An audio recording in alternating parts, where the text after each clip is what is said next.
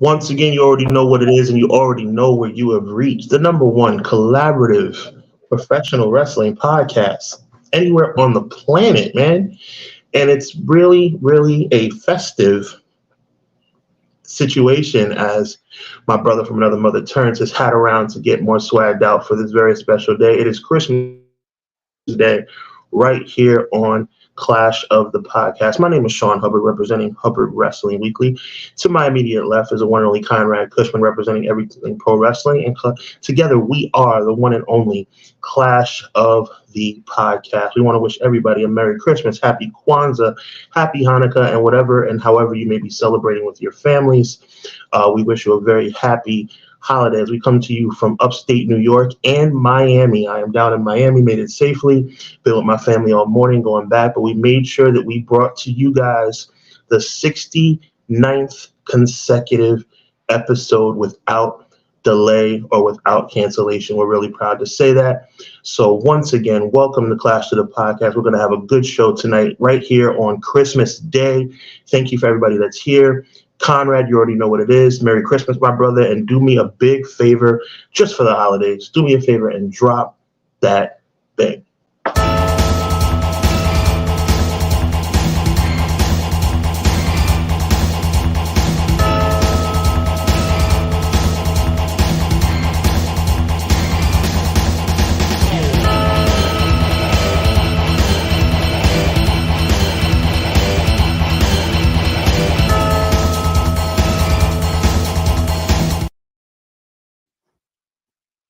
Happy holidays, Merry Christmas, Happy Kwanzaa, Happy Hanukkah, whatever you celebrate, Clash of the Podcast has your back.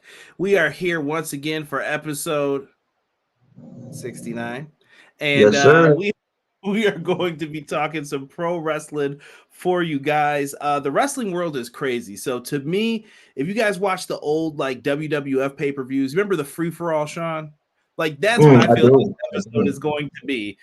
There's no rules really. We wanted to continue the streak. Sean has come in. We have planned things that are going to be happening for you guys.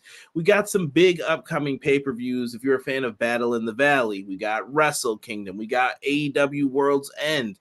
All of these great things and more, they are going to be available on the new Triller TV, especially if you are across the pond for our good listeners over there.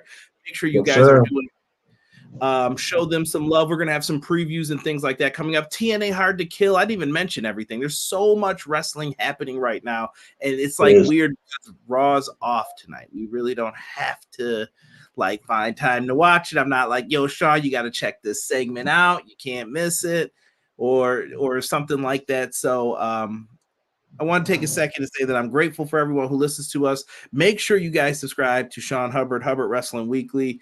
Brother works hard, covers boxing, pro wrestling, combat sports, you name it, he covers it. So make sure you guys are checking him out, his writings, podcasts, videos. He goes live randomly. You never know. If a situation occurs, Sean's going live. So make sure you guys pop in on him and show him some love.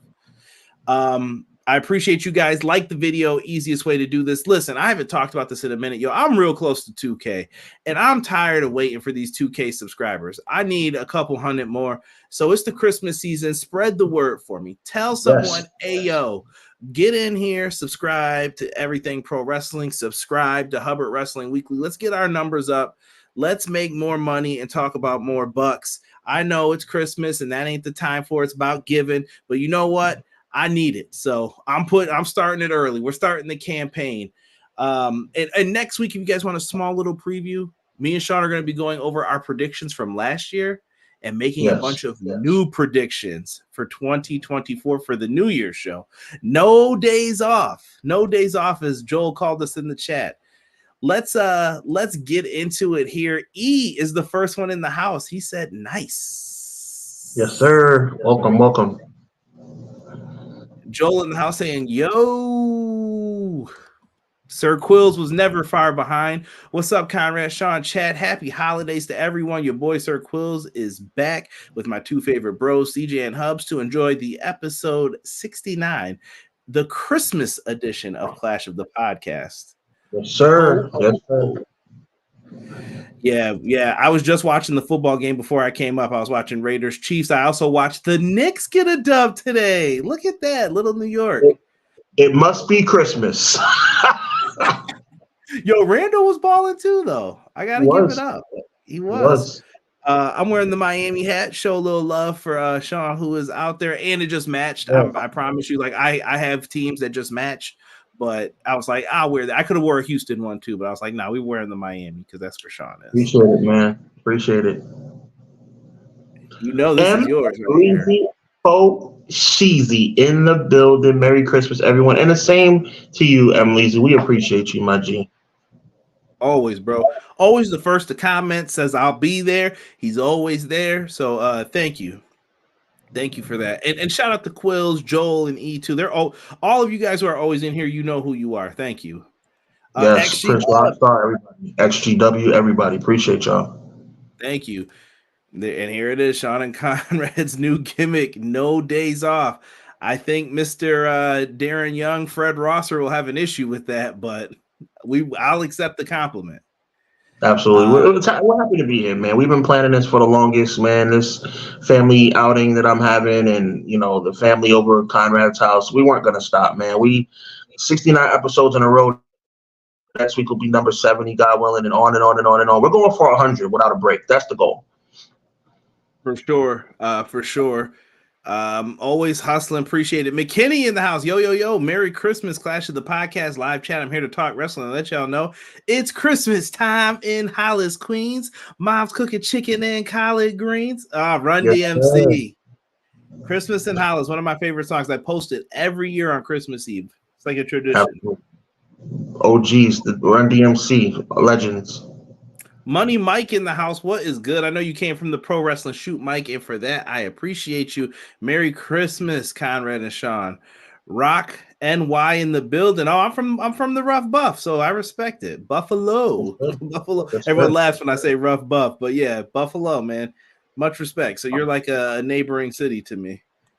Anthony Slate. What's good? Welcome, Anthony. Look at BJ. Hey, what's up, y'all? Sorry I'm late. I'm not able to stay for the whole show as it is live, but I'll be adding comments in on it later. Merry Christmas. Hope you all had a great day. Same to you, man. Same to you, my guy. Pro Wrestling Shoot said, Merry Christmas, everyone. Merry Christmas, Jesse. Jesse, appreciate you, my G. Jesse's going to be on Hubbard Wrestling Weekly the Thursday before the Royal Rumble with Conrad. Very special Royal Rumble retro and preview show. Jesse from PWS, Conrad from EPW and Clash of the Podcast, and the co-host of Clash of the Podcast and proprietor of Hubbard Wrestling Weekly, me, the Thursday before the Royal Rumble. We're going to be talking a lot about the Royal Rumble, and Rob and Sean with the big Gucci flex, he said. What up, Rob? Rob's downstairs helping a brother out. Thank you, brother. Watching the intern, working with him. Boy looking like smooth chocolate Pixar character. Making my Christmas, man. I appreciate you, my G. Shout out to everyone whose team caught a W and made the playoffs. Detroit Lions, baby. Good for them, man. I'm going to tell you something right now. If I had not have already picked the Buffalo Bills in the preseason to win the Super Bowl, I would be jumping on the Detroit Lions bandwagon. I'm telling you that right now. They are very impressive. I like the coach, man. The coach has made the changes that they've needed for a long time. Yes, sir. Look at Matt Lopez. Happy and honored to be here. Let's go. Prince Rockstar. Let's go. Rockstar, you must be from Michigan too. Look at that. It's a lock. Detroit Lions, NFC North champs. Yes, sir. I respect it, man. Guys, listen, we're going to talk some wrestling. Sean, I want to show some things that I got thus far today. Let's do it. I feel like they're related to the show. Just to kick it off, I know you'll be happy about this one. If you smell that's nice. A Dwayne Johnson action figure. That's nice. Yeah, you know, he's got a little microphone with him. It's an action figure of the guy who plays the Scorpion King. That's really cool. I like that. Very nice. Wow. What? I'm not. Look. Let me tell you something. I'm a religious dude. Okay, but I'm gonna keep it very, very simple. us Christians believe it's Jesus' birthday, right? So on Jesus' birthday, I'm not going to lie, big shout out to the guy who played the Scorpion King in the Tooth Fairy and the Mummy Returns. He's a tremendous actor. Big shout out to Dwayne Johnson. What? I don't understand what's going on. The Rock.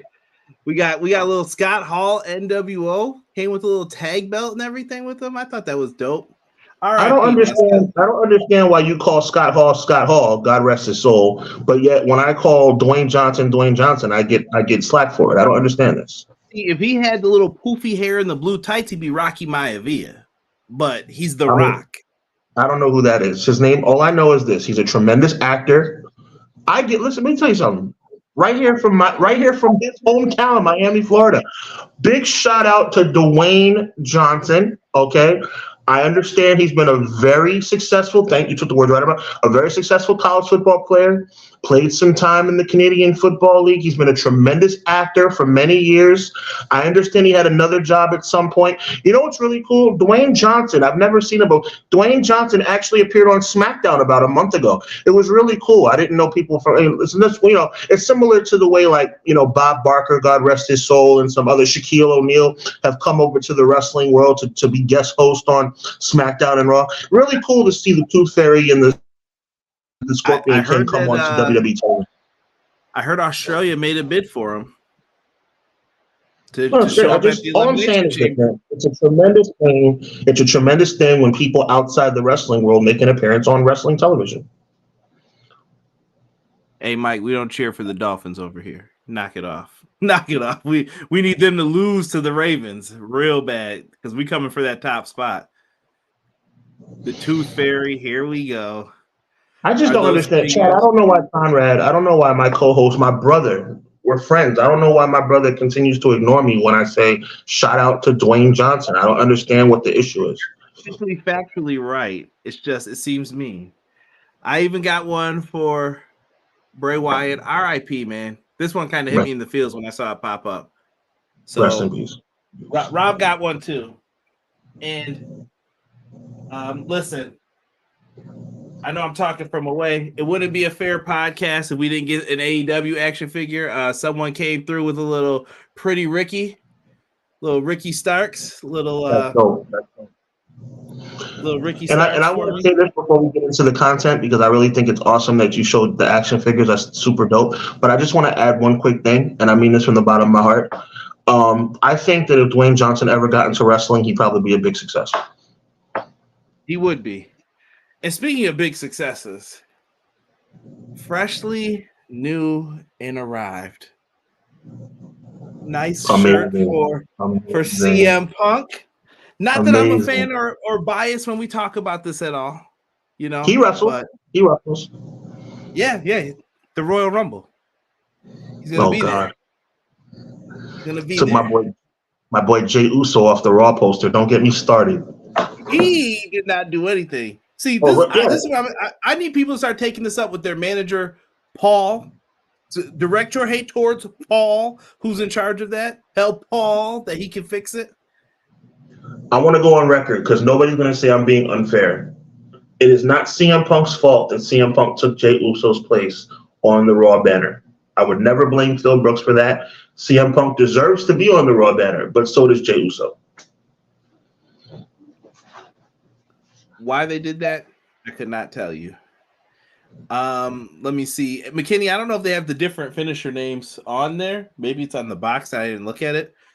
I usually keep those in the box now, all the action figures. I usually don't mess with them. The Rock. We talking about The Rock, Don Morocco. Come on. Right. You know what? I want to thank M. Leasy for that because let me tell you something, Conrad. And I don't know why you're laughing. That's a really good question by M. Leasy. You know, there was a wrestler by the name of Rock Don Morocco. He wrestled for many years. He was a superstar that fought against Dino Bravo at a WrestleMania in the championship tournament. Really, really strong wrestler.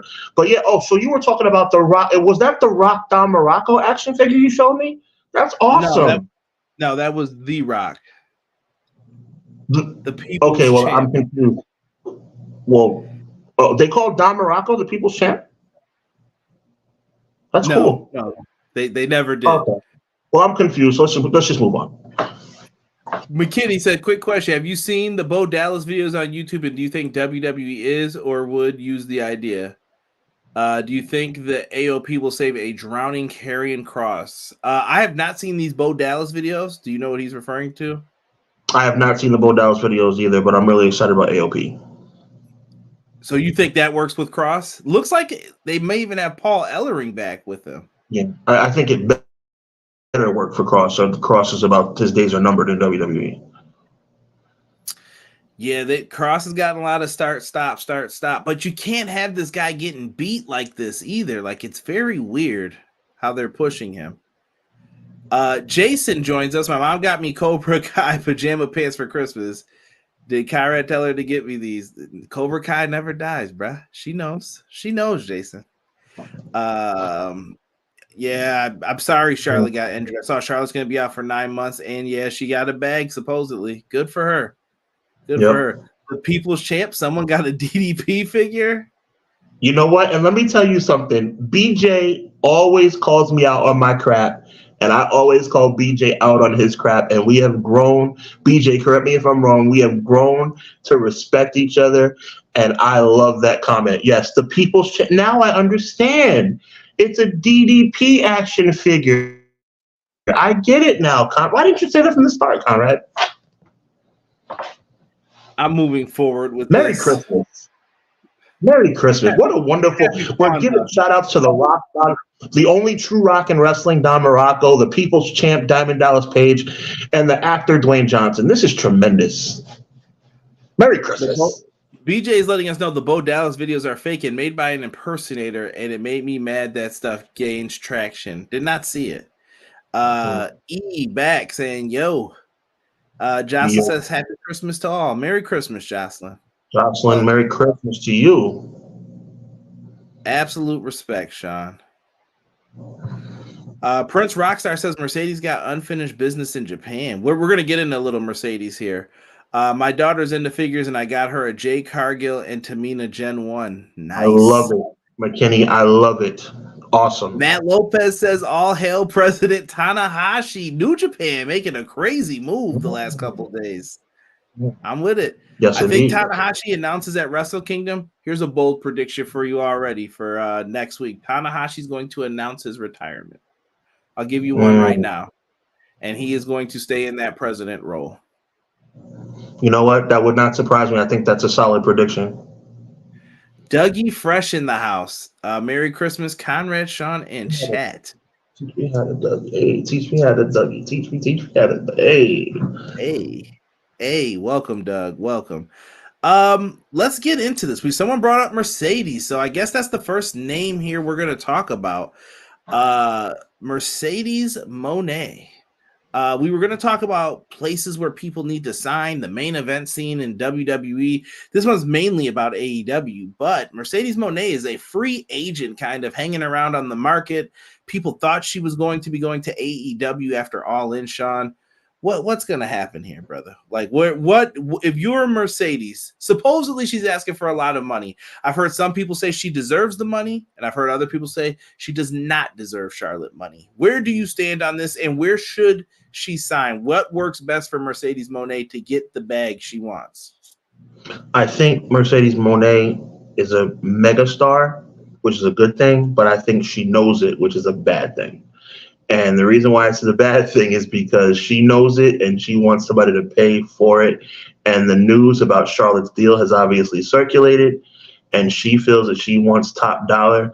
No, I'm not talking about Hit Row. So at the end of the day, all I can say is when it comes to WWE, AEW, New Japan, or anybody else, I think she's worth it. I think AEW is probably the best fit. But man, she's really drawing a line in the sand, and I don't know if that's the best idea to become a little bit of a diva in this situation. Again, I think Mercedes Moné is a top 3 or 4 competitor in the entire world as it relates to female wrestling. And I think she deserves as much as Charlotte Flair. Let me go on record as saying that as well. But it's a tough thing when you draw a line in the sand like that, because if somebody doesn't cross that line, then you're kind of like caught between a rock and a hard place. I respect that. I don't know what to do here with Mercedes. Quills is popping in. Mercedes better not go back to the WWE, even though that may be the destination. I mean, it's hard to trust AEW, especially in the women's division, though. Like, is she going there to turn it around? Is there some big plan in place to turn it around? Or are we going to just do what we've been doing this whole time? Mercedes turned business around for Stardom. Mercedes turned business around for WWE. I think they made it pretty cool to be a part of the women's division.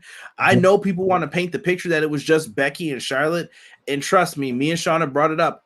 I'm one of the people that has the biggest issue with that, because you called on Sasha Banks, Mercedes, whatever you want to call her, time after time after time to help make Charlotte, help make Becky, help make Bayley, help make Ronda. When was it going to be her turn? She was in that same role.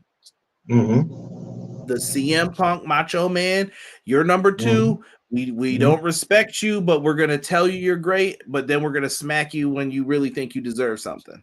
Absolutely. Or we're going to show you that you don't deserve it. And she's tired of it. She knows what she's worth. She knows what she deserves. At this point, I don't know. AEW's in a bad place, Sean. I don't even know. We got really deep into the whole Paramount and what's going on with that deal. Paramount might merge with Warner Brothers Discovery. There's a lot of mergers happening, and I don't want to get into like how I feel business-wise about them, because I don't know. Some people are going to hate it, and some people are going to agree with me. But is AEW a safe bet for her right now?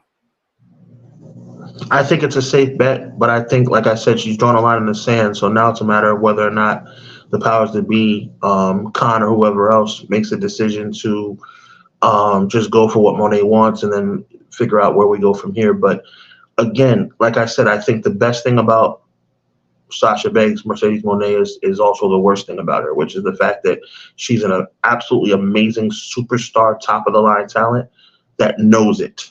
And now, like I said, I think the biggest key here, and we can't gloss over it, is the fact that Charlotte's deal has become common knowledge. So now there's a benchmark, okay? And when there's a benchmark, you have a problem, because now there's a line that she refuses to allow anyone to go beneath that. So will somebody succumb to it? Probably AEW more so than WWE would. But at the end of the day, I think Mercedes Moné will find a home. But unfortunately for wrestling fans all over the world, I think it's going to take a little bit more time. Not bad. I mean, the Royal Rumble is coming up, and I see a lot of people speculating. Saying that she deserves more. I know Quills mentioned don't go back to WWE, but it's a different regime too. It's not. Johnny Ace is gone. John Laurinaitis, if we use his government name. Vince McMahon is not in a powerful or creative type. Well, I shouldn't say powerful. He's in a powerful position, but he's not in a creative position to do harm to her character, if that was an issue. So is it different? But then again, things could change. You thought he was gone before, and I'm back. You know what I mean? All it takes is for something to go sideways. Who knows? Matt Lopez, great point. Sasha put Bianca on the map. I love that match that they put on at WrestleMania. That main event. And also, I think, right, great point by M. Leezy. And also, I want to say Sasha Banks also helped make Charlotte Flair too.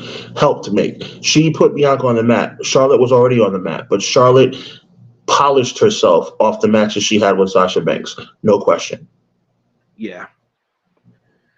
100%. Nah, it's a different story if it's Monet. WBD will not want more women on TV. That's the AEW issue. For anyone who is a women's wrestling fan, and I know there's a lot of people, I've changed my view on it even over the last like 20 years.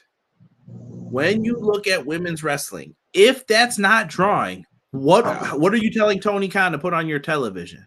Just think about that. If those are always the lowest segments, what is Tony Khan thinking when he sees that? This ain't it. This ain't it. So why would he invest into Mercedes unless she's going to change the whole division?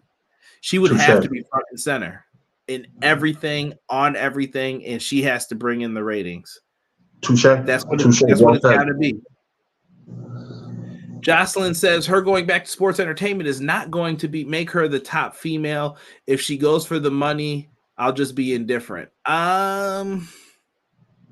Still got to eat. Still got to eat. She's only got for so many years in this business. I think what we have to remember about Mercedes Moné return to WWE specifically is, and I think this is what Jocelyn's saying, I think we have to think about the fact that whether it's the Royal Rumble or whatever, it's going to be a huge pop, right? It's going to be an amazing return whenever she comes back, if she comes back to WWE. But it's not about the initial pop. It's about what happens afterwards. Because, like I've said to you, Conrad, before, this will sound familiar to you, everybody gets a pop when they return, except if your name is Emma or Dana Brooke. Everybody gets a pop. Jonathan Coachman. Jonathan Coachman a few years ago got a huge pop on Monday Night Raw. Everybody gets excited for people they haven't seen in a while. It's not about that. It's not about that. It's human nature to get excited when you see somebody you haven't seen in a while. I'm excited to see my family that I haven't seen in a while. Everybody gets excited about seeing somebody they haven't seen in a while. It's about what happens afterwards. And my question is, Mercedes Moné, if you go back to WWE, what happens then? What happens after the thrill of you going back to WWE? And that's why I think AEW is the best option, because she'll immediately be in a championship picture. She'll immediately be a main eventer, and there'll be no question that she'll have the staying power to be a main eventer for many, many more years to come. With WWE, before you know it, in 6 months, she could be back on Velocity wrestling wrestling whoever. You know what I'm trying to say? We don't want that for her. McKinney says she wants more than what Charlotte got. She's tripping, but she could get close to it. Just think, you got a lot of young women coming up and got to have money to keep them around. But that's not her problem. Not her problem. Yeah, she does not care. And I think now with Charlotte out, that's just money going away. I don't know if she gets paid during that time. I don't know how the contracts are set up in WWE for injury. I'm sure she has the downside guarantee she has to get, but she might be losing out on extra things like merch sales, things like that at the shows. But now you have a void at WrestleMania that it's either not going to be filled or you have someone on the roster that's going to fill it. They talk about Jade Cargill if she's not ready. Well, you might need to make that call to Mercedes and say it's boss time. How much? Well, don't be the foolish one that comes back and gets paid a boatload of money just to win the title, just to hold it for Charlotte when she comes back and wins it in 10 seconds when she comes back from her hiatus. Right, Ronda Rousey? Prince Rockstar Becky still got to get paid too. Yep, that's true. That's true. Easy said Paramount, can the girl who played the Golden Child take a bump wrestling back on MTV? Hey, you never know. Deanna said Merry Grinchmas. What's going on, Deanna? Mr. Grinch.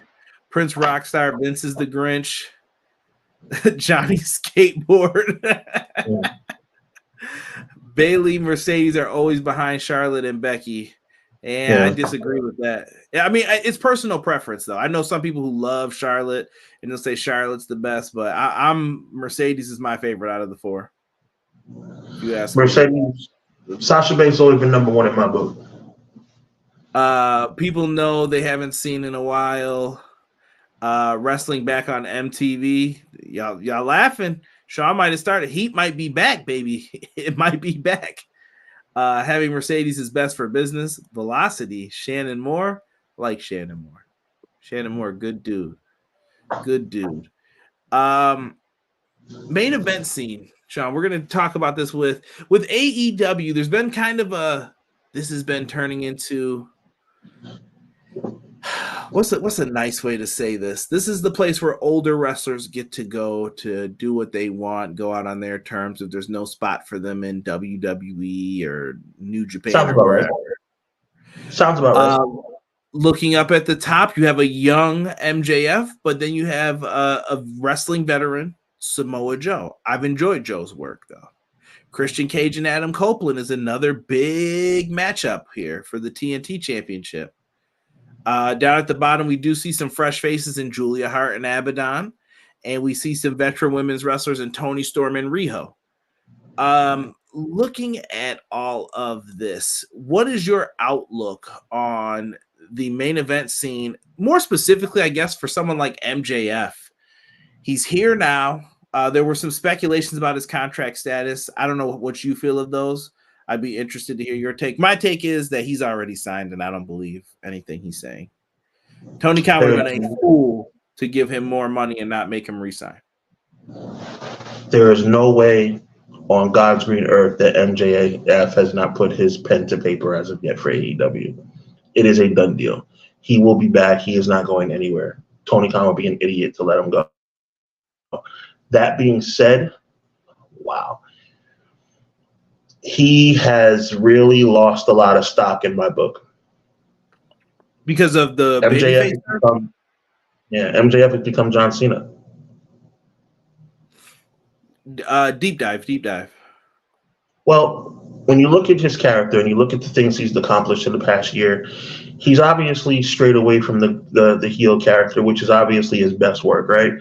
All of a sudden now he's being nice to announcers. He's giving Renee Paquette respect. He's giving Tony Schiavone high fives. He's telling everybody how great they are, and he's a fan favorite and all this stuff. That's not MJF. It's a force-fed situation.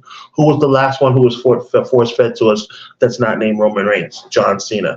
At the end of the day, when you sit up here and you have a man who is as talented as MJF and you force-feed him to us, it becomes stale. Now everyone is clamoring, correct me if I'm wrong, Conrad, clamoring for a title change. I think more so than not, people would be very disappointed if Joe does not win this match. And that's a problem, because what we should be doing is putting MJF in a position where people are upset if he loses. But that's not going to be the case. I promise you, if and when Samoa Joe wins the title at World's End, the fans will cheer, and it will be a feeling of satisfaction, because MJF has been force-fed to us like a baby being force-fed stewed peas.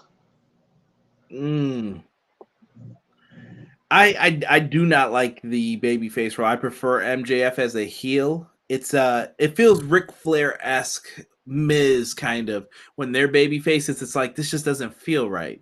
You know what I mean? Yep. It's like when they ever tried to make Sting a heel or Rey Mysterio. It's like, it doesn't work, man. It's not it. Even if they're walking that line, like, I need them as the clear-cut babyface. That's just what they do. And I think MJF's just he's a heel at heart. He's just a heel. He's someone that he's annoying. You want to punch him in his face when he talks that mess. That is who he is. There's a lot of fear going on with the main event scene. And Sean, if you're in Tony Khan's position, do you rely on some of these? I'm going to use a young person's term because they may call me this, an old head. Do you rely on these older guys who've been around for a long time, the Edge, the Christians, the Joes right now? Or should they be leaning into the younger folks on their roster? Well, I want to say that I think it's not factually accurate to list Joe in the same ilk as Edge. Edge is an older wrestler. Okay. Now, for all intents and purposes, so is Samoa Joe, but there's just a different level in my opinion. Edge is clearly past his prime. I think in many ways, Samoa Joe is still in his prime. You have to understand that Joe's run in NXT was very limited. And Joe's run, though long in NXT a couple of years, it also was the void of a lot of high-quality matches. He was the NXT champion. He was the face of the brand. But he was never a guy that was running the road being world champion the way he would be if he won this title on December 30th. So you're putting him in a position where he could probably be in line for the best run of his career at the age he's at now. Nobody would ever say that Adam Copeland is going to embark on the best run of his career at this stage. There's only one person in the business at an advanced age that is wrestling at the top of their capability. It really doesn't have much to do with wrestling. It's about how wonderful he's been on promos, and that's Christian Cage. So when you think about that, you want to definitely take Samoa Joe out of that, Edge category, because Edge is clearly, respectfully, Hall of Fame status over the hill, while Joe is not. That being said, I don't have a problem putting the horse, making Joe your horse and having him lead you into the new year. I just think that you have to be very careful with MJF, because MJF could retain the title and it could work. The problem is, I think, like I said, he's been force-fed to us, and he's starting to become the guy that fights 4-on-1 handicap matches and still wins. He's starting to become that guy that jumps over the top rope and does amazing moves over the top rope, and I'm not knocking any of that. But that's not what made MJF famous. became famous because MJF is an a-hole. And this whole I'm your a-hole, I'm your scumbag thing, it doesn't work for me. He needs to get back to his roots. And if he doesn't, the fans are going to continue turning on him, which is already starting. I've heard a couple of boos the last couple of weeks when he's come out to do some promos. And you know what? Like I said, I think Samoa Joe will be the fan favorite on December 30th. Interesting take on that. I appreciate the comments I just had popping up. I know I saw Jocelyn put that this is MJF's early legacy. Cody Rhodes even made the prediction that he thinks we'll see MJF over with him in WWE. Little with what's going on with that. Don't get me started on Christmas. Do not get me started on that dude on Christmas. I'm gonna fold this in. MJF recently this week on Dynamite told Swerve, I'll break both of your arms so you can always swerve while you drive. Now, this is leading into me talking about Swerve, who I think ascended into the main event scene in the last couple weeks, maybe months. You do tryouts and I sign contracts. So Swerve must have been one of the people who got signed while MJF had the story with Regal about, not today, son. Not today, sunshine. So he got put on. I loved the interaction between them. This made Swerve feel like a main eventer. I loved it. I thought it was important. Big shout out to the homie Montezi, who co-hosts the podcast, Swerve City Podcast with Swerve, does my theme song as well on Wednesdays. Swerve is ascendant, my brother. I think it's time. And I know, well, I'll save my thoughts on it. Give me your thoughts on Swerve Strickland in the main event. Simply put, Swerve Strickland is the most entertaining professional wrestler on AEW television in December of 2023. Bar none. Back. I look forward to every time Swerve Strickland steps into the ring. I look forward to every time Swerve Strickland gets on a microphone. He, with his tremendous wrestling talent, his tremendous mic skills, and the swagger that comes with Prince Nana, they are on top of the world right now, and I think it would be a travesty of justice if he does not ascend to a world championship. And notice I did not say TNT championship. I did not say international championship. Swerve Strickland should be the AEW world champion. John, look at what they did this week. Keith Lee remembered that they had a feud finally. Mm-hmm. We were all clamoring for it for weeks. I'm like, there's no way they don't see this. And now they're finally getting back to it. And Keith Lee seems like he's running the gauntlet with Mogul Embassy. By the way, an accident that wasn't supposed to happen. Merged two groups together because there were some issues happening with Swerve's group. It had some injuries. Swerve, you're with these guys now. You're the leader. Okay. Wow. Put him with Nana and things changed greatly. It's a beautiful thing. It's a beautiful thing. I wish AR5. I think it's about that time that you pull the trigger on that too, Conrad. I think it's about the time you pull the trigger. It's about time for Mobile Embassy to turn on him. Okay, and that's a face turn that I would love to see. It's time for Mobile Embassy to turn on Swerve Strickland, and for Prince Nana and Swerve to continue on as tremendous fan favorites and ascend to the world championship. I think Swerve is on the cusp of being the biggest babyface in AEW. The dance is over with the people. That should be a babyface thing. Nana should also get turned on with Swerve, because why would he stay with all of those folks at this point? Why? What's Brian Cage doing for him? What's the Gates of Agony doing for him? Go for it. Go for it. But I think you're waiting for the right moment to do it. I want to see Mobile Embassy surround him in the ring and beat the crap out of him. I want Mobile Embassy to beat the dog crap out of Swerve Strickland and turn him babyface and skyrocket him to the world championship. Even if it means costing the match with Lee. Swerve doesn't have to win everything. I'm going to get into that in 1 second.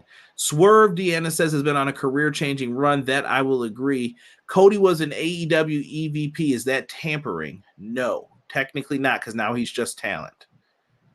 Shout out to Swerve doing a video in the Jaguar Stadium. I'm sure Tony Khan loved it and set it up. Good for them. MJF versus Swerve is a money feud waiting to happen. MJF retaining the title would make sense for this to go down.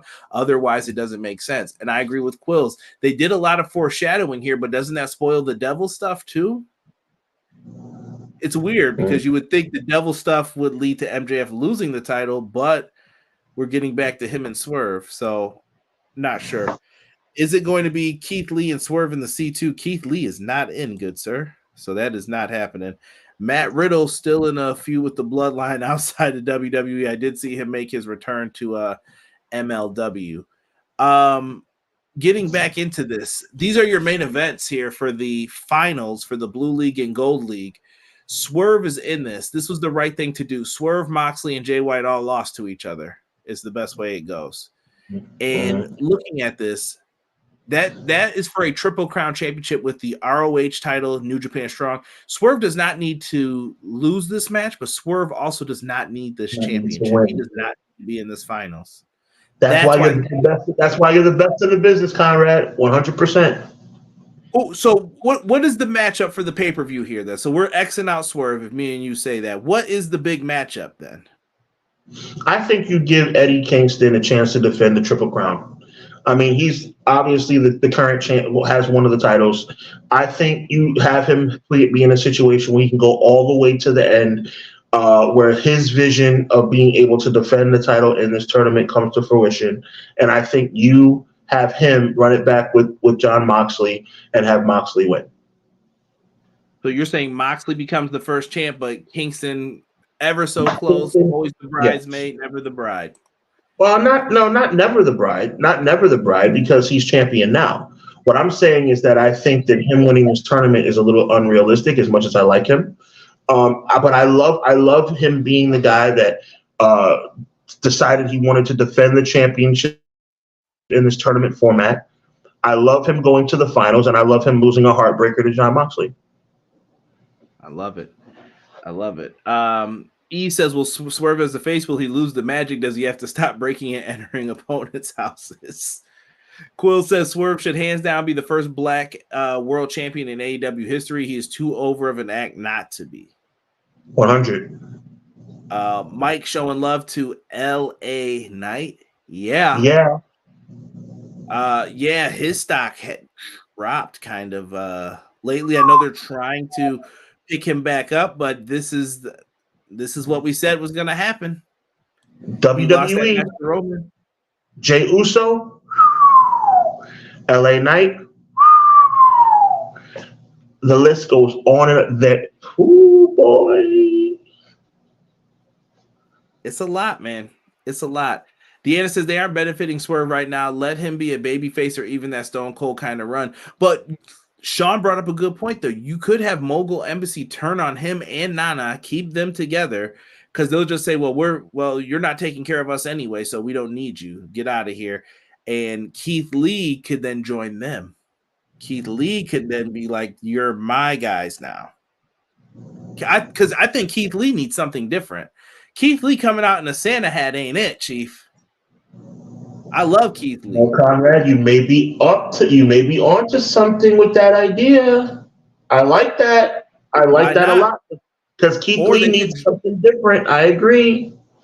Just putting it out there. I don't think Keith Lee and Shane Taylor are going to be in a tag team anymore, but why couldn't Keith Lee be a heel? And you know what you just did? You just took Deanna's point that was a great point that she just made, and you just made it even better. You know what you just proposed, right? By accident, you know what you just proposed? You proposed WrestleMania 13. Mm-hmm. Little double turn. Yes, McKinney says sir. Swerve fire. That promo was dope, and it put him right in the visual forefront of the AEW title picture. He deserves it. He's worthy of it. And if you put the title on him, AEW might find themselves better off. I think that's the route they need to go right now. MJF's not dead in the water either. I know you have to keep him in a bigger picture, but yeah, I think that's just the way you go. MLW, yeah, we'll take you, fed of the modern era. Cray said, I'm late, but Merry Christmas, everyone. Welcome, Cray. Appreciate you, my brother. Swerve shouldn't take the pen. Everyone saying Kingston Moxley, it looks like. Agreeing with you, Sean. Best return of the year is me calling that CM Punk makes his return at home. Thank you, Phil Brooks. Kingston versus Mox, even if I love for it to be Bryan in the finals winning, the titles have a run with the belts. And listen, you could easily have Kingston win too, and he could be the underdog who came back, and yay, that's what we do if you don't want Moxley in that spot. Moxley Kingston should happen just for New Japan purposes. Truth be told, I hope Kingston wins the Triple Crown, but I wouldn't be surprised if it was Mox. It could be Jay White too. You never know how they want to treat him. Now for 2024, I'd like to see the return of the legendary AJ Lee. She could pop up in the Rumble. We'll talk more about that in the future on Hubbard Wrestling Weekly, January 25th, which is a Thursday with the Pro Wrestling Shoot. Make sure you guys are tuned in. Eddie Moxley is my pick. You know WWE doesn't know how to strike when the iron is hot because that's a good idea. We all know what that means. What that means, Quilly, appreciate you. It's 69 episodes, and that phrase still goes strong in this chat. Yes, sir. Yes, I'd have to question continuing to watch AEW. Swerve doesn't become champ with this great run. I think it's going to still take some time, too, though. I don't think it's going to happen right away, but they got some time to build this up. I would hope we see something before All In, is my guess. I'm hoping. Fingers crossed. Mary Yeetmas, Eric says, and to all a good year.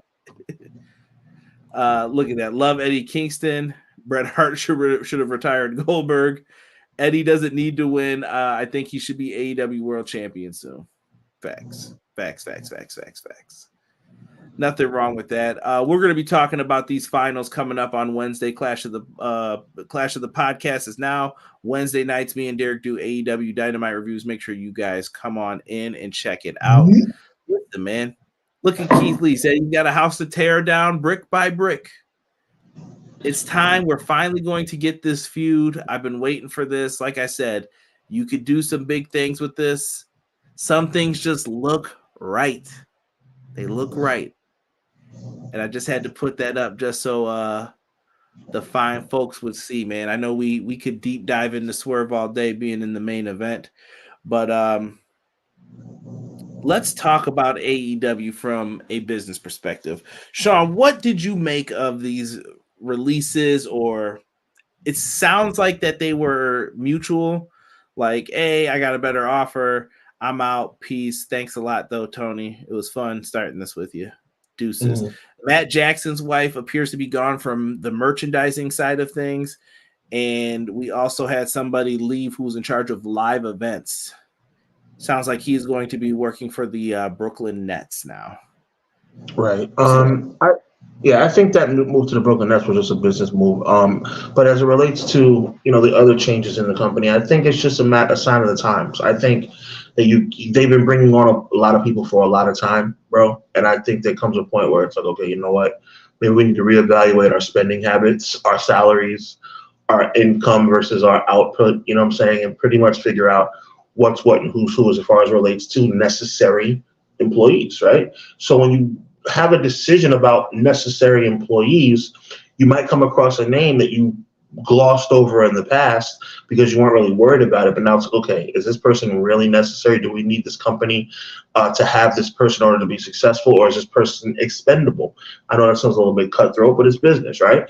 And I think that's what this is. I don't think it's one of those undercover storyline things. When I say storyline, I mean real life storyline, business behind the scenes things where, okay, WWE released 14 people because they're trying to save money to bring in CM Punk or something like that. I think this is just AEW trimming the fat and they realize that they're trying to be in this for the long haul, right? And that bringing in everybody and their brother is just not best for business, to coin a phrase. I think that there's also something to look at, as in WWE did just release a bunch of people because of merging companies, and there's overflux of talent. You don't need 3 HR people if all these companies are merging together. You only need 1. So who gets to stay, who gets to go? And people got to put their people in the spot. Some people, hey, you're gone. With that being said, this is about the time. This ties into my point from last week or 2 weeks ago about 4 years, about 4.5, 5 years, where they're like, okay, you know what, we need to reevaluate. Like I said, there's no coincidence. Like I said, WWE major issue from the time Raw was introduced to the world in 1993. 4.5 years later, they're in flux. Had to make some changes. 1995 Nitro. By 1999, going into 2000, Flux had to make some changes. Unfortunately, those changes did not work out to the point where they had to go out of business. AEW, same thing. 2019, we're going into 2024. Now we have to figure out, okay, you know what? Who needs to be here, who doesn't, and whoever's here has to be strictly to make this company be in the black. When I mean black, I mean red and black. Red being deficit, black being profit. Everything has to make sense moving forward. I agree with that. And I think that was some of the issues. Live events has been one of their weak areas recently, too. So maybe a change in that department is a good thing. I personally just don't think there's anything that can help. Sean opened my eyes to it with the Devil storyline. It was when I had my aha moment when you were explaining it to me. And I keep saying this, but it like something clicked when you were talking about it.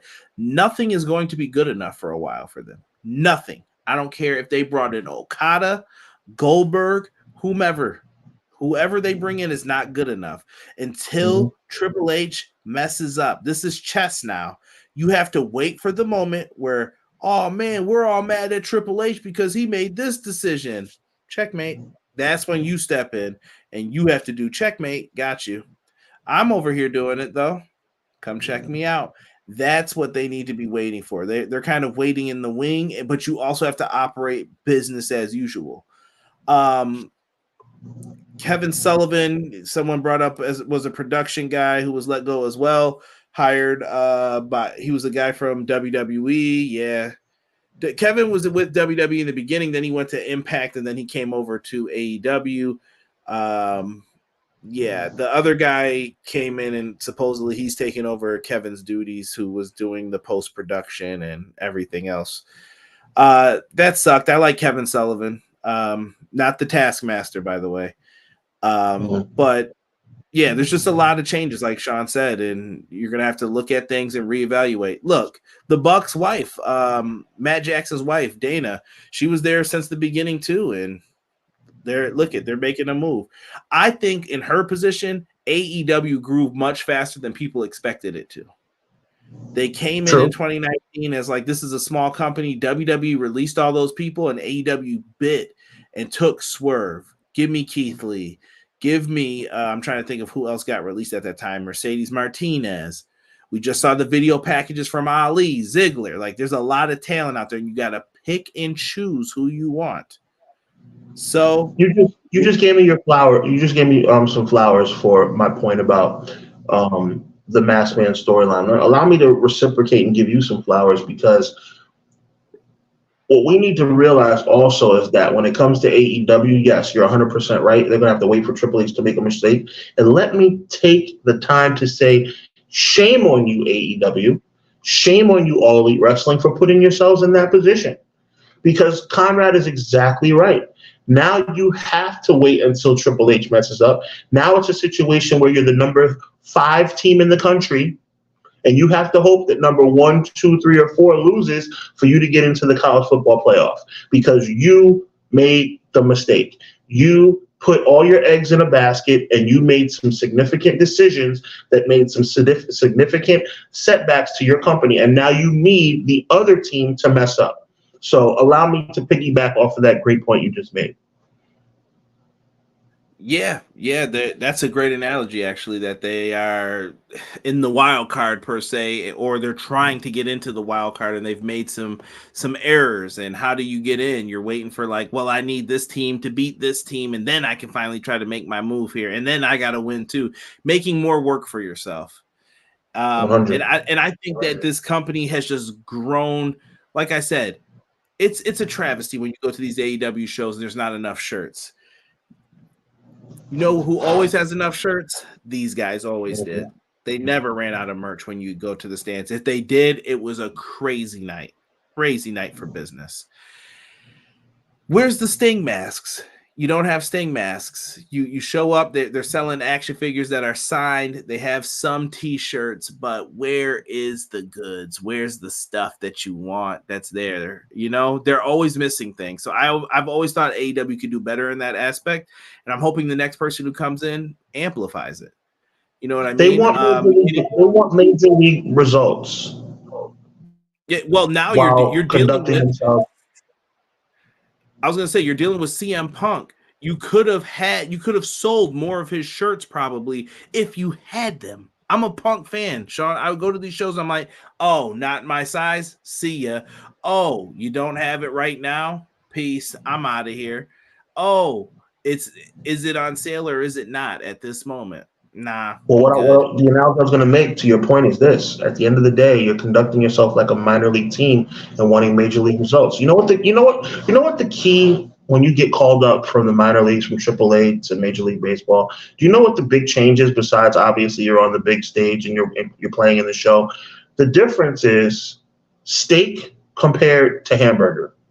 The difference is your locker has an iPad and a USB port for all your electronics, while the locker that you had in AAA had nothing but a hanger for your uniform. The difference is you're riding around in a limousine going to a jet airplane compared to what you were doing before, was riding a school bus to another bus. That's the difference. If you want to be considered major league, then you need to conduct yourself as major league. Respectfully, I'm saying this. Respectfully, I think they're a heck of an organization.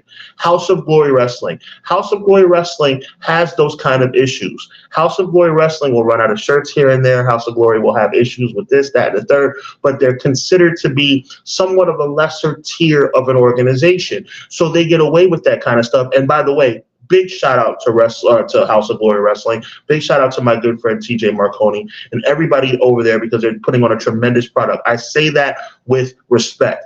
They are a company that is seen to be something that is a step below the major organizations. WWE never runs out of merchandise. Never. And you're AEW and you're running out of merchandise. That's a major faux pas. It's not even that they're running out, Sean. It's there. It's like they're like, oh, you can order it online. I want it now. Like, people come to wrestling show. I have a pocket full of money usually. Like, give me a reason to give it to you. Make me regret it. Listen, I saw Rob. We went to a show in Toronto. This is a few years back. Rob spent money on a championship belt because it was cheaper in Canada than it would be anywhere else for him to get it. He was like, yo, I'm about to get this title. Grabbed himself a replica belt, and it was cheaper, but you know what? The impulse buy was worth it because he still has it to this day, enjoys it, loves it for what it is. Same thing here, dog. Like, I don't understand why you wouldn't have that stuff. So like you said, at least they're recognizing that this needs to happen. This might be someone who grew too fast, though. Look at the beginning days of AEW. Darby Allin versus Joey Janela was a match that we paid $20 for, I think, on a show. You would get matches like Cody versus Sammy Guevara, but then we eventually started getting into CM Punk versus Eddie Kingston. We were getting towards Kenny Omega, John Moxley. You started getting bigger names added to this card. It wasn't just like Jericho versus whomever. It wasn't just Moxley versus whomever or Kenny versus whomever. Then it became, well, we've got Punk now, too. We got to get Punk a match. We've got Swerve, Keith Lee. They need a match. You got Ricky Starks, who's on the ascent, who needs a match. I think they just grew too fast, and they didn't know how to slowly handle it and morph into these changes. A couple of these guys would have been great, but I think they picked up so many that it was rough for them. Prince Rockstar says AEW's in a rebuild. I could agree with that. I would agree with that as well. Mike said, I want to see the Mountie come back. Good luck with that. I don't think they're gonna bring him back anytime soon. AEW outgrew Dana, Mrs. Matt a while back. Business cannot be soft-hearted. Triple H's biggest fault will be not signing Will Ospreay. We'll see how that turns out. I don't know. That might be Will might regret that. We'll see. You never know how that turns out. AEW caught fire when WWE was lost in the woods with the Gomez situations, but then you let the golden goose slip through your fingers. Now WWE has momentum. But people also acted like Triple H had the book and everything changed. Me and Sean went back through. We've told you how everyone's been booked. We did that. That was a show for us. I don't even remember what episode it was, but we went through. This is back in August. Look at what he's done in a year. We're like, what have you done with all these people? Has anybody really been elevated? Three letters. MEH. Nah. Yeah. We had Cody elevated, but you had to do that. You got Jade. You're treating Jade like a big deal, but where's she been lately? Even Punk. Punk's not on TV every week. He's going to be on TV a couple times leading into, I think he's in the Portland Raw, another Raw, in a couple house shows, and then he's at the Rumble. Is Punk part-time or is he full-time? Are you sending Punk home because you don't want the problems? I don't know. Some of this stuff isn't on Punk. It might be on Triple H. Super facts, bro. Yeah, Prince, it's like a soft reboot, if anything. They need a soft reset every year anyway. WWE does too. They call it the Road to WrestleMania. Shout out to Justin Leeper. Big shout out to the homie Justin Leeper, creator of Road to WrestleMania. And shout out to whoever just texted me. That was loud. Scared me. Easy E said, always good with merch, and FanDuel handles it now. Some of the stuff is ugly, but they take full advantage of the IP and your pockets. You can always get what you get. AW shirts can't get uglier, LOL. Some are good. Some look cheap lately. Yeah, sometimes they're just trying to throw shirts out too quickly where I'm like, hey, let's make this look cool. One of my number one things is, Sean, when I wear a wrestling shirt, I don't want people to see it's a wrestling shirt. You know why I like these? It's not even just because it's CM Punk. It's because it's not ugly. Right. It's a nice looking shirt. I could wear this with some J's, and someone might be like, are you from Chicago? Like, what's up? But no, I'm just a wrestling fan. That's it. You know, 100. Or why am I wearing these? Because I'm going to be wearing red sneakers or red hat. Like, the stuff has to go with who you are as a person. You got to make that swag work. Look at, you're wearing black and gold. If Sean had a Bullet Club gold pennant on with that, it would look nice. It would look nice. Like, it works because that's the swag he's going for when it comes to this. I'm just saying, things to think about, AEW, when you're putting stuff on, when you're coming out with the goodness. All right.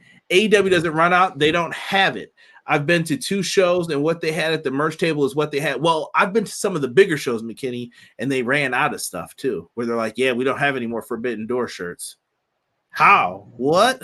You don't have much here. What do you mean you don't have Forbidden Door shirts anymore? It's crazy. It's crazy. WWE doesn't need Will Ospreay. They got Ricochet at home. Wow. when AEW was about to do that story with Bow Wow, that's when I knew. Yeah, that was a tough day. Yes. Oh, poor Bow Wow. Someone said if Triple H calls Bow Wow, it's over for AEW. I saw that. Oh my God. Punk is in small doses to keep him under control. Design. Speaking of t-shirts, New Japan is selling a B.A. Danielson shirt. I have not seen that, Matt. You may have to send me that, but I haven't really checked Twitter too much today. And by the way, our handles are underneath if you want to follow us on Twitter, IG, things like that. You guys can always do that as well. Always looking forward. Sean, you're on Threads, kinda, right? I've been dabbling into it. Did I give you? I got to get you on Blue Sky. That seems to be the next one that's coming up. I got a code for you. Remind me to give you.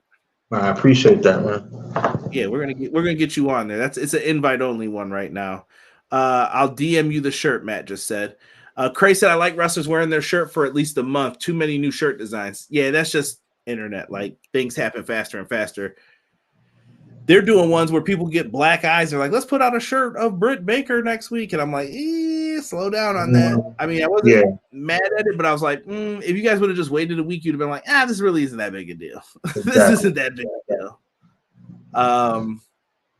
I don't know. But Sean, let's talk best of 2023 here. I know I took this graphic. It's a lot of WWE stuff. It could be some AEW stuff. But what were some of the moments you've enjoyed so far for this year? Like, it's titled Best of 2023. Same for you guys in the chat. Tell me a couple big moments that matter to you. It could be like 1, 2, 3. We can go through a couple. You guys could put some randomly out there. Well, I want to talk. First of all, I want to make sure I mention the rise of Rhea Ripley. I think she's ascended to be probably the number one female wrestler in the company right now in WWE. Also, I really think that we need to talk about the Usos all the way up until the summer. They were the hottest thing in the industry. That Money in the Bank, bro. We were talking about this offline. We got to bring this up. That Money in the Bank, was it SmackDown they were on? It was the Friday after Money in the Bank, Madison Square Garden. I was there, by the way. Mm-hmm. I was there. It was nuts. And obviously Swerve Strickland, and I also think that the return of Edge was really good, even though it's kind of fell on tough times recently. But the biggest thing I would say, that's kind of a small list I have, but I want to really put an exclamation point for 2023 over the name Christian Cage. I think Christian Cage really reinvented himself and has been amazing in 2023. It is mind-boggling how he has cultivated the wrestling world and made himself a big name once again. And as we've said in previous shows, some people would say it's arguable. I don't think there's an argument at all. I think Christian is doing, at this stage in his career, the best work of his entire life. So I'd say definitely best 2023 has to be Christian Cage. Man, yeah, those are definitely some interesting things. For me, I've really enjoyed like the ascent of Gunther as the Intercontinental Champion. I'm glad that they went forward with stuff the way that they did. I'm very happy that he's gotten to beat Honky Tonk Man's title reign. That might be just a little bit because I'm not a Honky Tonk Man fan either, but he got to defeat that reign. I think Gunther's the real deal. He's a future main eventer for them. I just hope they handle everything right with him moving forward. And it's crazy to think, like a few weeks before Gomez wasn't in the position anymore, they wanted to take the belt off of him. He wasn't failing them anymore. Like, thank goodness that didn't happen. Looking at it, I'm happy for the Impact Wrestling. I thought they've had a really good year in surprising us with some really good cards. Alex Shelley, someone who I did not predict to be the champion, has done a tremendous job filling in when Macklin and Josh Alexander went down, and they're running with the Motor City Machine Guns up at the top right now. All love and respect to what they're doing over there. And now TNA Wrestling is going to be back. Like, that's a huge deal in my opinion as well. You talked about the Usos, the Bloodline. That was the hottest thing going from January to about July. It's been amazing. I mean, it's taken a little bit of a rough patch lately, but 100% all the way through. It hit a rough patch with Jimmy Super Kick J. Yeah, SummerSlam 2023 is when it all ended in my book. Yeah, it was just that if you were gonna do it, you had the chance to do it. Yeah. Look at when the Usos got the first pinfall over Roman, how big of a deal that was. That was a big, he hadn't been pinned in a long time. They let Jey Uso pin him. Like, yeah, I got you, bro. Don't ever say Roman didn't make anybody like in this. Like, no, I know all the family. That wouldn't be accurate at all. No, saying the Roman never made anybody, that's not true. Yeah, I think he's done more than his predecessor. We'll say, who was the last top face of the company. Totally. I even thought the stuff with Cody was really good. Paul Heyman and him. I never thought it would work so masterfully. It has. AEW, this Continental Classic, I've really, really enjoyed it. I thought that this has been a tremendous tournament. This is something I'd like to see them keep. Now, can AEW do a tournament every quarter? I think we need to look at things. This is another thing. Like you said, it's been 5 years. Let's sit down and look at what tournaments are working, what tournaments are not. why are we doing this tournament? Why are we doing this tournament? If we're doing these two tournaments, how about if we have to vacate a belt? Let's do this instead. Let's do that instead. Let's not do another tournament because AEW is just tournament. You get one for the lead up to your show in New York City, the Grand Slam tournament. You got the Owen Hart Cup tournament for women and men. You've got the tournament now with the Continental Classic. It's a lot. It's a lot. Then you got Ring of Honor tournaments and blah, blah, blah. Ring of Honor, cool thing that they brought back. They delivered on pay-per-views. Maybe it's time to look at what's Ring of Honor's future. Definitely time to look at that as well. Yeah. I'm interested to see what some of the people are saying. Let me see what Mike put in here. Do you guys think AEW Fight Forever had a chance for a comeback, or should they go with Fight Forever 2, take a couple years, get their game together like the fans want? Ooh. I'm going to throw that to you, Sean. We'll jump into this question, I guess.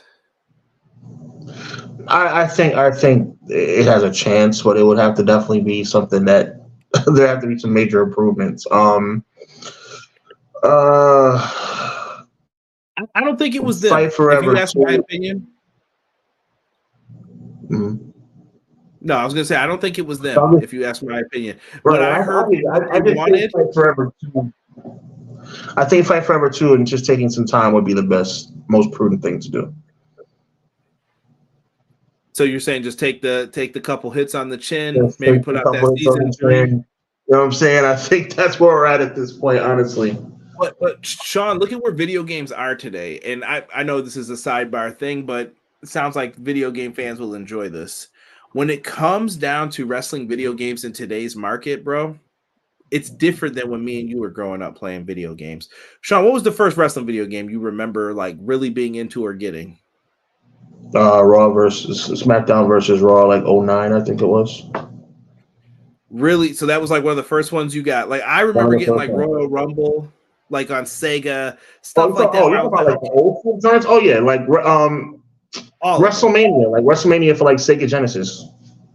Okay, I had you're talking about like the arcadey one, or are you talking about the arcadey one? Yeah. All right, because Super WrestleMania was my jam too a little bit. I had my first wrestling game was the one with Hulk Hogan, Boss Man. I think it was WrestleMania Challenge. I want to say that was the name of it. I'd have to look it up. Where they had like the music playing, but it was like 8-bit, like do do do do do do do do, whatever. You got like 10 hits. First one to get to 10 hits, then you win the match. Yay! Blah blah blah. I loved playing those games when I was a kid, dude. It was so much fun, and when it comes down to it, I think that Fight Forever is let me see here.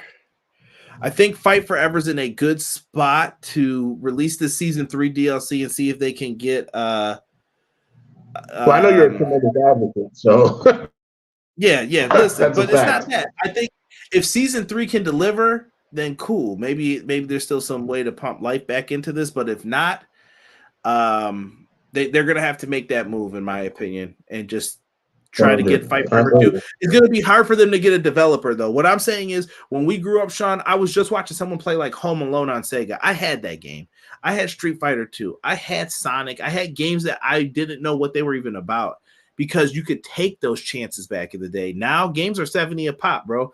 Sean, I'm watching every review, interview, gameplay. I'm like, is this worth $70 or nah? Okay. And I think the answer more than not is the answer is no, more than likely. Right? Let me see here. Hard to believe Christian is a talking point from 2023. Oh, it sounds right. Cray said now if they had the Bloody Becky shirt, that probably would have been a hit like Bloody Austin. They probably should have done that. The Judgment Day on Raw and the Bloodline on SmackDown. Judgment Day is weird. They're like hit or miss for me if I enjoy them or not. I mean, they've had their moment. Yeah, the booking of Rhea Ripley is great. The issue with Rhea Ripley is the whole how do I want to put this? The whole like there's no competition within her division, and it's kind of like SmackDown. She's trying to run roughshod over the division, which is making it a little boring. Yeah.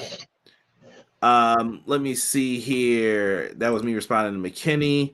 Impact has had an amazing year back in TNA. Love the signings of Kushida and Dana Luna in TNA Wrestling.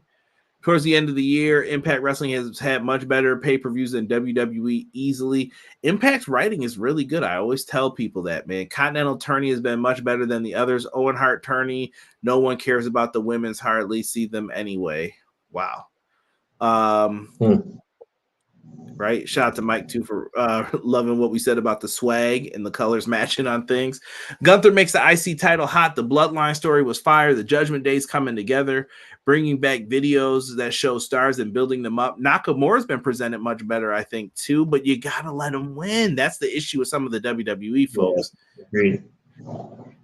E's coming in, Fight Forever, solid foundation. The more they build on it, better sequel. The beautiful thing is that they own the engine, so it's not like it goes with the developer. And if it doesn't work out, change the developer. You know what I mean? Agreed. I wish they locked down Brian Williams and Justin Leeper. Always bag fumble. Yeah, I don't know what happened with that. I would love to see Gunther versus the Beast Brock Lesnar. Be careful what you wish for, Mike. That's all I can say with that. They dropped the ball on Fight Forever and haven't recovered. I think it's a good game, Deanna, but I like the gameplay. I can see why people say that, though. Dev studios are closing left and right. It only took Saints Row reboot to shut their doors. AEW is better off trying a live service and have small L's and big learning opportunities. True that. AEW taking a chance on themselves, all in at Wembley Stadium. I mean, Sean, we talked about that a lot. That was a dub, right? Right. I would agree. I think they definitely did their thing, and I think it was a pay-per-view that was worthy of running it back next summer. Right. Let me see here. We talked about Continental Classic Forbidden Door. I loved Forbidden Door. I was there live. That was such a great show. Kenny and Will Ospreay might have had best match. Stars stepping up, smooth over. AW will bounce back in 2024. I'm with it. Merry Christmas, guys, coming in late. God bless you all. Vinny, thank you. The only Vinny that we like. I'm stealing Sean's gimmick. Only Vinny we like around here.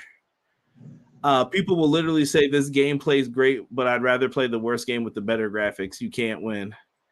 Would y'all like to see great Muda in WWE games? Yeah, I would love to see Muda. I'm a big Muda. Liger. Long overdue, by the way. Long overdue. Muda, Liger, and Chono, but there's got to be something difficult to get them in there, like with their rights or what they can own about it. One of the biggest favorite fails of the year, Bobby Fish. Where's the lie? He thought he was going to get a great reaction, and it was crickets. It was crickets. But listen, guys, we could be here all day talking about this. Wrestling fans always want to compare stuff. No palate for variety. I hear you. I hear you. Everyone thinks Cody's finishing the story at 40. We're going to have to wait and see about that. I'm sure we're going to have coverage of this all the time. But listen, Sean, I know that you are with family. You're out in Miami. You got to run. We actually went a little over what we expected, but that's all good. Not a problem. Not at all. Not at all. Sean, I want to take us out of here. Go ahead, do your thing, man. I appreciate you. Merry Christmas to you and the family. I hope you guys enjoy the company tonight. Enjoy yourselves. And I wanted to say, love you. Thank you for doing this show. Thank you for taking a chance on me 69 episodes ago. Grateful for the partnership. Thank you. Wanted to show some love, brother. All right. Well, number one, you took a chance on me. So thank you. I love you too. You become my friend, my brother. I appreciate you. Merry Christmas to you and yours as well, your beautiful family. To the chat, we appreciate you guys, man. 69 episodes in a row is nothing to sneeze at. We really appreciate each and every one of you participating. Our audience has grown, which means that we must be doing something right, and we want you to just continue to tell a friend, man. That's what it's all about. Of course, we have the T-shirts and the merchandise and stuff like that, but the most important thing is to tell a friend, because the more people that watch, the more likely we are to continue moving on and on. So I already told you that the goal is to get to 100 episodes. Once we get to 100, the goal is to get to 200 episodes. So we just want to continue the momentum and continue to grow the brand. We appreciate each and every one of you.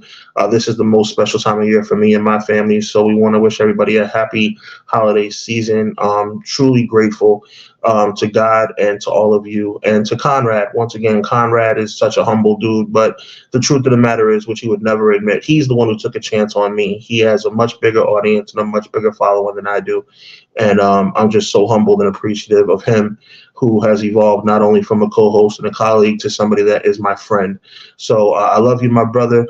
Quills, we love you too, man. God bless you. Listen, each and every one of you, M. Leezy, Quills, McKinney, Guy Will Gamble, Deanna, JJ, everybody, man. You know what I'm saying? Joel, we appreciate you, my guy. Thank you so much. Each and every person, every family represented, God bless. Be encouraged. Remember that at the end of the day, treat others how you want to be treated. You know what I'm trying to say? At the end of the day, just if you want love shown, show love. If you want care shown, show care. If you want peace shown, show peace. So with that being said, on behalf of my brother Conrad Cushman, and myself, may God bless you during this holiday season. We will be here live at our regular start time of 6:05 Eastern Standard Time next Monday night, January 1st, 2024. This will be, if you can believe it or not, this will be our third calendar year. I know it's 60. How is it third calendar year? It's 69 episodes. But we started in 2021. We started in 2022 through 2023, and now into 2024. So even though it's only 69 episodes, it's calendar year wise, it's crossed over. So we want to thank you guys for entering that third calendar year with us. We appreciate you guys, and may heaven smile upon you this holiday season and forever. So for the last time in 2023, until we see you next year, God bless, and remember, evil never prevails.